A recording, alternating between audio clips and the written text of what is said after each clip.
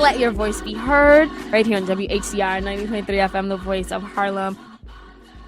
But we are back on Let Your Voice Be Heard on 90.3 FM, WHCR, the voice of Harlem. And if you are asking me if it's me and Alyssa in the studio holding it down and turn it up, yeah, you guessed it. Woo! You was right. But we are here to talk about mandatory voting. So there are currently, I think, about 6 countries in the world. 11, pardon me. Whoa. You hear that, guys? 11 countries in the world who participate in national voting. And what I mean by that is that every person in that country is required to vote when they have elections. One of those places is Australia, to be specific, to give you one example of a place. And President Obama, who has been visiting some countries, he remarked that mandatory voting in America could be transformative. So we decided that this might be a good conversation to talk about because we've had so many issues with voting in America in general. For example, in Minnesota, they are thinking about repealing the ban on people who have convicted felons who have been blocked from voting. So they want to give them a chance to vote again. Funny enough, Minnesota, that would actually help more white men than it would black men, which is amazing. Then there's always Texas, where they're trying to stop people from voting if your skin is darker than, I don't know, a bowl of cream cheese. And then there's also South Carolina, where they're trying to block college students from being able to vote. So in the U.S., while we have elected officials trying to stop people from voting, we have other places like Australia where voting is mandatory. Every single person has to do it. And if you don't do it, you go to jail. No, you get fined. No, you're going to jail. No, I'm kidding. You're right. This is right. You will be fined, which we all know sucks. And the president mentioned that this might be transformative, and it's opened up this big whirlwind of conversation with people saying that the president is pushing for socialism, or some people saying it might be a good idea, and that this may cause problems. And we are here to have this conversation and say, will mandatory voting work? So in this country right now, about 40% of the people, we have about a 40% turnout for most elections. The best turnout we've had in an election, I think, was in 2008, and the turnout was about 67% of people came out to vote. And these places where turnout is mandatory, you have between 90 and 97% turnout rate. And some places where voting is not mandatory, you still have about an 80% turnout rate, Afghanistan, in voting. So America has one of the lowest turnout ratios for voting in all the countries. And we know how divisive our politics are and our issues are, and Americans get frustrated all the time that we cannot accomplish anything, which is why I think the president said it might be transformative. So Alyssa, since I've been talking everyone's ears off, I'd like to get your point of view on this. How could mandatory voting work in the U.S.? Is it an idea you think would make sense? Could it work? Yeah, I think it could work. Whether or not we should have it, I know you didn't ask me that question yet, so I actually won't answer that. But could it work? Yeah, I think it could work. In Australia, before they adopted a compulsory voting scheme, which they have now, their turnout was about 64.2% average for the 9 elections before they had the reform. Yeah. After they reformed their laws, the average is now about 94.6% of people actually come out and vote. And actually, even more important than that is that they find that now that people have to vote, they go out and inform themselves. So a lot of people bring up the point that a lot of Americans are uninformed. And I'm just going to back this up one second. I haven't told you where I stand yet, and I know we'll get to it. So just say that so that we know going forward that you haven't heard my opinion yet about personally how I feel. But just speaking, numerically speaking, which is a lot of people have made the argument that we shouldn't have mandatory voting because people are uninformed, that we have all these essentially like dumb people in America. They don't know anything about politics. They don't know anything about policy. They don't know anything about the parties. And so if we were to force everybody in America to vote, then we would have a lot of people who don't really have any interest or are apathetic or ambivalent towards politics, and that would basically just go out and click a lever. But what they've actually found in a lot of the countries where they've instituted mandatory voting, and I should say we have that already, because we have a lot of stupid people that don't understand the politics or the policies that are already going out and voting. But what we're finding is, or they're finding in a lot of the studies they've done, is when people are forced to have to vote, then they actually inform themselves a lot more. They don't stay uninformed. They don't just go and click the lever. They say, oh, okay, I have to vote, so I maybe should have some idea of who I'm going to vote for. But do these other places have Fox News? Because I think that's a big difference. In America, we don't really have a news station, at least a popular news station, that just gives the news objectively. You have Fox News, which speaks from the hyper right conservative stance. You have MSNBC, which is, I don't know what it's doing anymore actually, but it was on the left. Then you have CNN, which just talks about missing planes and Don Lemon makes racist and sexist comments. And you have Al Jazeera, which no one watches because they're afraid that there are terrorists on there. And you have PBS, which Mitt Romney wants to get rid of. So how can you even get the correct news so you can have so you can be a well-informed voter? Well, then don't get your information from the TV. Do your research on the candidates. There's ways to do research on candidates without listening to all the noise. You can listen to the noise and then filter out what's correct from what's incorrect. Yeah. But you go to the candidate's website, you read about their background. Where did they go to school? What kinds of things did they do in their past? Did they serve on student government? Did they volunteer in another country? Did they? I mean, people who are running for office, there's public information available about them. Even if you don't know exactly, like if they've been a politician before, then you can look up their legislative record. How have they voted on other issues? But bro, we have that option now and people don't do it. Well, that's the point, which is if people were forced to do it, that's kind of the point that these things are trying to make, which is if people were forced to have to vote, then they would say, okay, I don't want to throw my vote away. I have to do this thing. I don't want to be fined. I don't want to throw my vote away. So I want to know what the F I'm talking about, right? You almost said that word. No, I know. I was going to say F the whole time. Frack. And the one thing that they know from looking at the 11 countries where there's been some other proposals, right? Like making Election Day a national holiday or allowing people to vote by mail. And what they find is these actually have negative effects on, not the mail thing, but at least a national holiday, which is when you tell people they have a day off from work, like a 3-day weekend, then they go away. They don't, they're like, let me go away. Let me go do this. But what they do know from studies is that compulsory voting, on the other hand, works.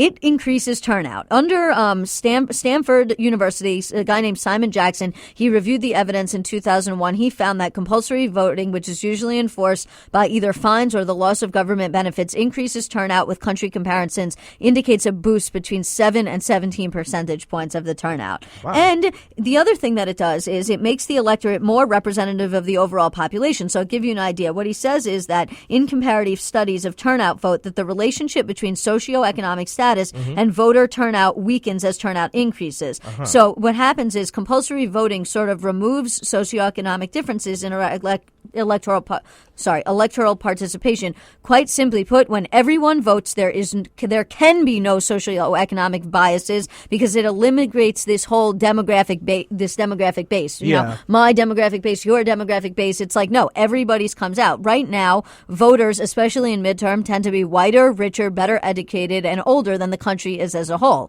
So if you do mandatory voting, you eliminate all of that right off the bat. But if you're doing mandatory voting and everyone is voting, how does that affect the Electoral College? Because how much you need, like 270 votes in the Electoral College, I think it is? Well, I mean, the way the Electoral College works is different in every state. So, because in some states they do an allocation, which is depending on the percentage of the vote you get, they split the Electoral College. So one candidate could get, let's say your state has 4 Electoral College votes. Yeah. One candidate, based on the proportion, could get 3. So it would be the same thing. Yeah. I mean, that wouldn't change. I don't see that changing the calculus. Now, I think we should probably do away with the Electoral College. Period. If you're doing national voting, then yes. Yeah, I mean, just have a popular vote if everybody's voting. Yeah, because if you got rid of the Electoral College, someone could just focus on like the biggest Texas, California, and another big state and win the entire election. And the other thing about it that's interesting is, people have gotten in this very, very, very heated debates about voter ID and how it's disenfranchising to certain people. If you were to move to a compulsory voting scheme, then you can do it in a way that the government, because of the poll tax issue, right? We can't charge people to vote. So you could do it in a way that everybody has to vote, so everybody gets a voter ID. Yeah. And from the government. And now that everybody has a voter ID, then you can just go forward and say, like, part of this compulsory voting law is that, everybody's going to be registered, everybody's going to have an ID, and we're not going to have any issues with even, because there's always this debate whether, like, people on the left say voter ID, and I agree with this, disenfranchises people of color and poor people. Yes. And people on the right say that it's necessary to protect from voter fraud. Which doesn't happen. But this kind of gets rid of all of that. It says, okay, fine, everybody who's eligible to vote is going to not only is going to be registered, but is going to have to vote, and everybody's going to have the ID. Yeah. So, ID everybody because they're going to have the ID to be able to vote. All right, so now we know this working in Australia. Where else do we have mandatory voting, and how is that working out for them? That's my question. Because you can say that it's working in Australia, and in Australia it's working fine. But what happens when you have it in a country where, I don't know, the literacy rate is not as high, or they don't have as many like options for elected officials. How has it been working? Because in the U.S., you make mandatory voting, it might get more people out, it might help to change the politics of things, but that doesn't necessarily mean it's going to be something that's effective. And that's what I'm worried about. And even so, how would we even implement that? I don't know how it's been implemented in Australia, so I can't speak to that. But the Australian experience suggests is that compulsory voting actually disproportionately helps the more left wing of two major political parties. The studies have suggested that Australia's policy has boosted the vote percentage of the left of center Australian Labor Party from anywhere from 5 to 7 to 10 points. Wow. But it's unclear if it would have the same effect because research on non-voters in America suggests that they don't differ too much from voters ideologically, versus in America, we have big ideologically differences. But the one thing that's important to note about mandatory voting is it doesn't necessarily benefit one party or another. It would by definition mean that more Americans' views are represented in government, and in particular that of minorities and economically vulnerable people would have more of a voice. But both parties should be competing for that vote. What it would do is set up a situation where rather than being able to ignore somebody because you're like, they're not my base, I don't need to play to them, everybody's vote would be in play. And so at the end of the day, Republicans might win that competition. Their ideas may win out, but first they would actually have to be a competition.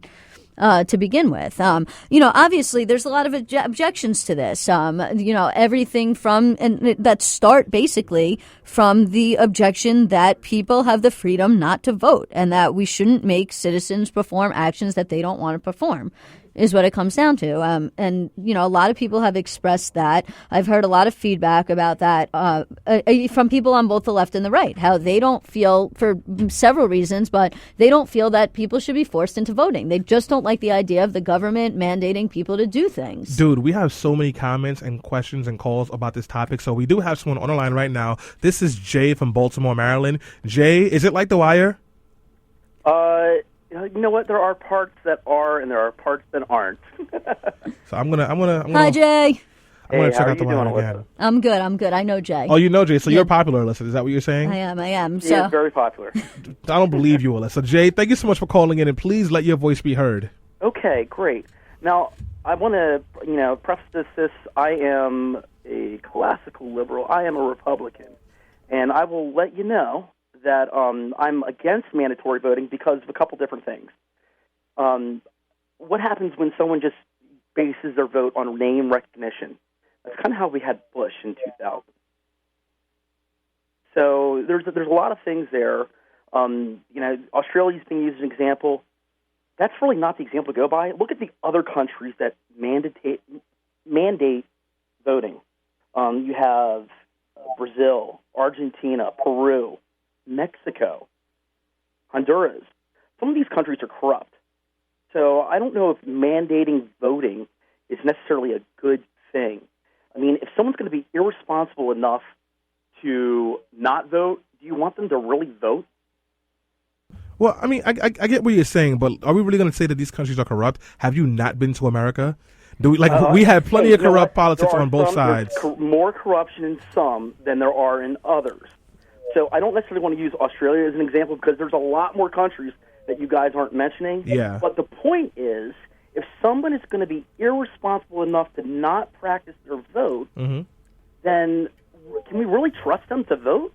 No, you make a really good point. That's a very good point. And it's a point that liberals agree with conservatives on. In fact, I have a comment that we are getting on Politically Preposterous from a guy named Mark Cook who totally agrees with Jay's position. He says, I'm about as liberal as they come, and I think this is a terrible idea. Forcing uninformed citizens to vote will not get us the results we want. We need to find a way to get more people involved with their political environment, especially younger people, and get them out and get them to be informed and to vote, and just no matter which party they want to vote for, as long as they want to be informed and they want to go out and they want to vote. And he would agree with Jay completely that this mandatory voting idea is a bad one. I don't know, because people will make uninformed votes now. That's how the Republicans keep winning.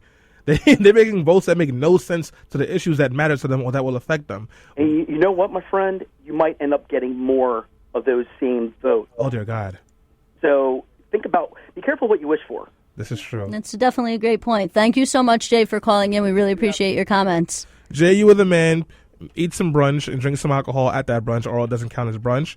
And if you guys are calling, please keep calling. We will keep on taking your calls. Alyssa, give us some more comments on Politically Preposterous. We have Kathy McLean saying, I don't think mandatory anything is the answer. People tend to fight what they're forced to do. I would be much more in favor of an automatic registration on your 18th birthday, sort of like the draft, except you would still get a choice as to whether or not you actually have to go to the polls. You would just be registered. Debbie says, I think everyone should vote. However, I would be in favor of an automatic voter registration in order to make it easy. And why can't we change the voting day to a Saturday instead of a Tuesday? I know that doesn't solve all the problems, but I feel that it would make progress. We're getting other comments. I would like to see 3 days for voting, Friday, Saturday, and Sunday. Chris Sleen says, I don't think it's the answer, but we should at least have the discussion as a nation. Teresa says, anyone with a half a brain would be voting. Somebody else says, Sarah says, how about we get rid of registration and every citizen is automatically registered as of their 18th birthday? Well, hold some of those comments, listen, because we do have to go on break and we have a caller on the line. So, guys, we'll be right back. And when we return, we'll be talking about voting. We'll be taking comments. We'll be taking calls. And until then, you can enjoy this nice little drip drop that I got to play again because I love this song. Empire. Going hard, right? She loves Spotlight. At noon. Why don't we have brunch at noon? You know, so funny story, real quick. When I was in 7th and 8th grade, I was friends with a bunch of kids who I still talk to today as adults, and we used to do parodies of songs. We used to do like Weird Al of songs, so like All the Small Things, like that was like really popular when I was in 8th grade, like the Goo Goo Dolls. I just remember we always used to parody songs and like come up with different lyrics for them. So that's how I came up with the why don't we have brunch at noon thing. You know what? You are a woman who has many hats and many tricks, and I don't like that crap. So you cut it out right now, or I'm suing you. Jack of all trades, that's master right. of all of them. Jack of, yeah, I'm not going to say that. But guys, we are back on Let Your Voice Be Heard on 90.3 FM, WHCR, the voice of Harlem. If you are just tuning in, it is now mandatory to vote. No, I'm just kidding. It is not mandatory. But the President Barack Saquon Hussein, Tashik Obama, whose mixtape is coming out next week called I Preside in the Trap, said that national voting would be transformative, which in other words means that he wants to give black people gifts. So we're talking about mandatory voting because we don't want black people having any kind of gifts at all because black. And we've had some really great callers and some really great comments. And we have a caller on the line right now. His name is Sean, and he is from the Bronx. Sean from the Bronx, I'm very sorry because we know the Bronx is not awesome. Let your voice be heard. Thanks for having me on. I just wanted to say that I think because I see a lot of people when this issue is brought up, they're saying that they don't want people who are uninformed or just like not smart or have that a certain intelligence level voting. Which, I think that's, I think that takes away from the vote supposed to be. It's supposed to be representative. And these people, whether you like it or not, they're part of this country and they represent a part of this country. It's not. And their voices do matter and they should be heard. Well, I mean, why are you being so all-inclusive for? I don't think people should matter. First of all, Sean, you think people are important? I disagree. I think alcohol is important, particularly whiskey, bourbon whiskey. So somebody come get Stanley. He needs to go to AA meeting. So, Sean, so you're saying is that you would be for national voting? Yes, I would be. Oh. Well, Ken, I have a comment from a Kelly Curtis who would agree with Sean. She says that Australia has mandatory voting, and they've found that everyone from 20 to 60 has had a basic understanding of the leaders in the parties and the issues. Please consider that if we had mandatory voting, people would, in fact, step up. That's a hope. And I want to read some comments we have on our Facebook fan page as well. And this comment comes from Kevin Carter. When we asked, do you think if voting should be mandatory? He goes, yes, only because it would ensure that the very people that voter fraud, quote, laws were put in place in order to block their vote could fairly vote. By the way, voter fraud is a fallacy. Since 2000, in every election nationally and statewide, there have been 20 cases of suspected voter fraud. Half of them were clerical errors by poll workers. One case was a GOP candidate that voted for himself several times. And that's from Kevin Kahara, pardon me. So Kevin Kahara, thank you so much for sharing your comments on our fan page. And please keep doing things like that as well. Here's my thing, because I feel like I haven't really come out whether I want to, I agree with this or not, even though I think you can tell from my rhetoric. In theory, I think national voting is a great idea because, like Sean said, even people who are stupid need to be representative. And, so they have to have their chance to speak. And So if we're going to be a place that represents every single person, we have to let everybody have the opportunity to vote, even if they don't like it. Alyssa? Yeah, and, in some ways I agree with that, but, and it's interesting, right? Because I talked before about biases and about looking through things through your rose-colored glasses. So where Jay and I actually, our politics sort of overlap is that I'm sort of a civil libertarian. I don't like the idea of the government really forcing you to do anything. Now, I also understand that there are things that, the government does tell us that we should do that I actually think the government should tell us that we should do.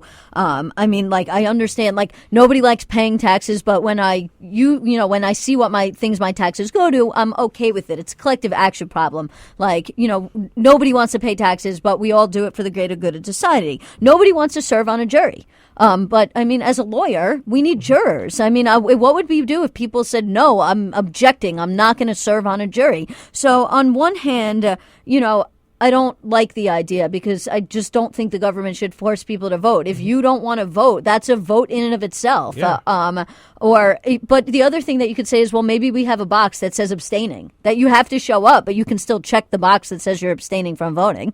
That's an interesting idea. So we do have another caller on the line, one of our favorite callers, Miss Deborah, about to give us some knowledge. Hit us. Hi. I think that we need to do more research on that.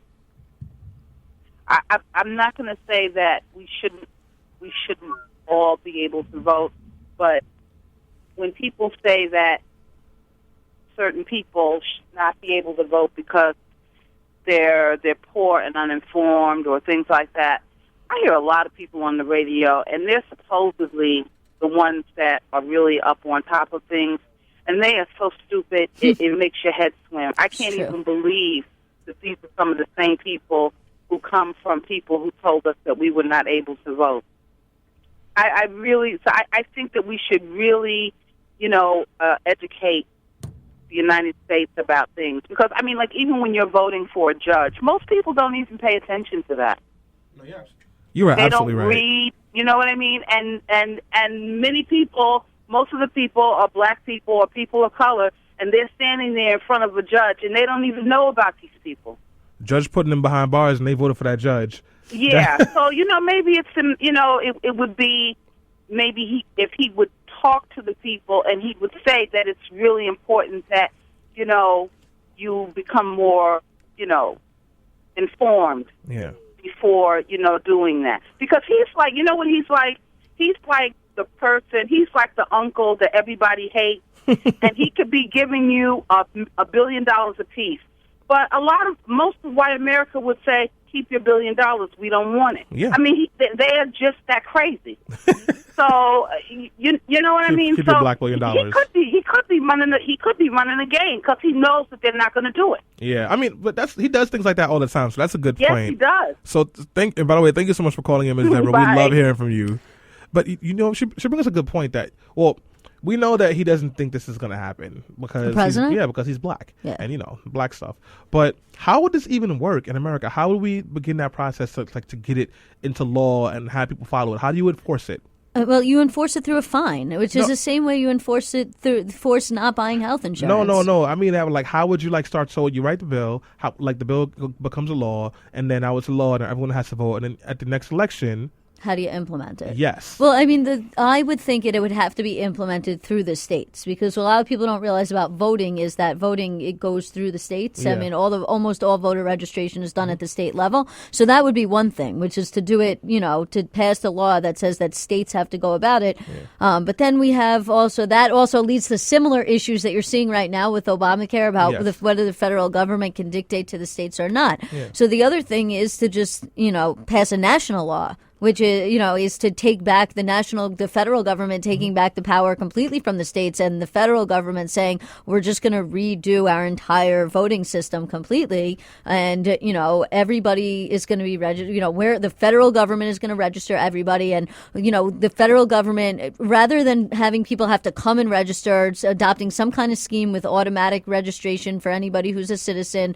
Like they can do that through Social Security numbers and issue voter cards. But then obviously, if you're somebody who's really conservative and you're worried about privacy issues, or even somebody who's liberal and worried about privacy issues like I am, then there becomes additional issues with privacy and national ID cards. And, essentially everybody has a national identification number already. It's called your Social Security number. Here's what I find problematic about this thing. So we already saw what was happening in Ferguson, where they were targeting people of color with tickets and fines to make up for windfalls in their budget. And we know that it's a town in Michigan where there are 500 black people, and they arrested 2,500 black people in the town. In a town that's 500 black people, they arrested 2,500 black people, and they fine these people. What happens when you have a town like Ferguson, Missouri, or somewhere in Alabama, or even in New York City, Staten Island, or Brooklyn, where you start using this voting thing and the fine to take advantage of people of color? Well, because you wouldn't be able to, because it would only be the federal government that could enforce the fine through the IRS. So it wouldn't, it's just like with Obamacare, right? Yeah. It's not, the police department's not coming around and arresting you and fining you for not paying your health insurance. Yeah. If you didn't get health insurance this year, then you did not get the form in the mail that you file with your taxes to show you have health insurance, and now you're going to get hit with the penalty. It's not a matter of local and state police officers and law enforcement coming around and enforcing this. This is something that's enforced as a civil tax penalty by the IRS. And what about the burden of responsibility on the state to make sure people are informed about elections? Because states don't necessarily do a great job of letting people know elections are happening. Well, that's kind of how I said that the proposal, I think, would have to be, if it was to go through, it would have to be something that would be federally government mandated. Yeah. The federal government would essentially have to take back all the power from the states. The federal government can't do a website right. Do you really want to trust them with voting? Well, that's a good point. That sounds like a very conservative point, actually, which is that conservatives generally feel that the federal government is substandard when it comes to running certain things. But I don't know. I don't necessarily know, because we've never seen anything like this before in America, and it could actually turn out to run really, really smoothly. And it could turn out, as you point out, to be an absolute disaster where people show up and they're not registered. But there could always be provisions like provisional ballots and other things that come in. I mean, I just wanted to read you some other comments that we're getting in on Politically Preposterous on the yes side. Carrie Cummins says, yes, absolutely. Follow Oregon's lead by automatically registering voters through the DMV, since you have to show proof of citizenship at that time. Allow for an opt-out window for a few weeks after registration, and have mail-in ballots plus the option of making voting day a national holiday. Voting should be seen as a civic duty. Jury duty is also a civic duty, and that's mandatory and can be penalized if you don't show up. Voting should work the same way. Jay, who called in before, had actually written on the page, and he already gave us some of his comments, but he said, for several reasons, many people don't care about politics. People are simply uneducated on issues and how the government worked. He said, there may be only one, they may only vote for the top name on the ballot. Essentially, he goes through a litany of things that he thinks that could be issues if people were mandated to vote. George Dickerson says, great idea. We would truly get a representative government. Whereas Tracy Anton says, I think it would create a new problem. People really don't care who wins, but they have to vote anyway. So they're open to the highest bidder. Kind of thing. But on the money and politics issue, in fact, the president was quoted as saying that compulsory voting, quote unquote, may end up being a better strategy in the short term than limiting campaign donations in order to get a more representative government. Because if everybody's voting, then you're not trying to essentially buy a small group of rich white men who are going to turn up to the polls for you. Yeah, this is very, very true. But we do have to wrap up this conversation. I think that if you ask us for our conclusion, I don't think either one of us really knows what our answer is for voting. But just in case we do, I'll let you give your last thoughts, Alyssa. Yeah, I mean, the way I look at it is like the best objection to compulsory voting is that it impinges on people's freedoms, right? I mean, now I agree with that. I don't necessarily know if we should have mandatory voting. I think it could work, but I would need to see more details on exactly how we're going to implement it before I could speak on that more. Like, you would actually have to bring me a legislative proposal. But one thing I will say is, in general, any given voter also already has very little chance of influencing election. But if nobody voted, the result would be disastrous. We need to, this is coming, I'll read this. This is actually a quote from a Vox article, but it sums up what I have to say pretty clearly. He said, we need people to make choices that might not benefit them personally for the system to work. Traditionally, that's been an argument for mandates. It may be worth considering for voting as well. And I think he's right. I think it's worth considering this proposal and for us to continue to have conversations about it. I definitely do think it should be worth considering because we have a whole swath of people who particular elected officials and parties straight up ignore because they know they cannot get their vote and their vote does not matter because they can alienate this vote and just get enough votes from this side or stop these people from voting and they will be okay. And I think the Democratic Party has become spoiled because they know that the Republican Party is so bad that people of color will just will usually support them in droves because the other option is just not okay. And if we had national voting where everyone was forced to vote, I think it would force the hand of both parties who believe that they can be inactive and do whatever they want. Do I think it's something that we can do in America? No. I just think that we have too many issues over here with passing basic legislation that will help everyone that's not getting accomplished, to even healthcare reform, where everyone agreed we needed healthcare reform. And when the president wrote a bill, when it was single payer, there was a huge problem. So then he did something that some people liked, other people didn't, and it's working, but it's not exactly what we needed. We can't have a national voting law which is made to make some people happy but doesn't help everyone. And that's what we would end up getting if we got anything at all. So I don't know if that's a great idea. But guys, we're going on a quick break. When we come back, we will be talking about the firing range and why that might be the next death penalty in a certain state. Alyssa will tell you all about it on Let Your Voice Be Heard. Economic equality of the sexes. You wake up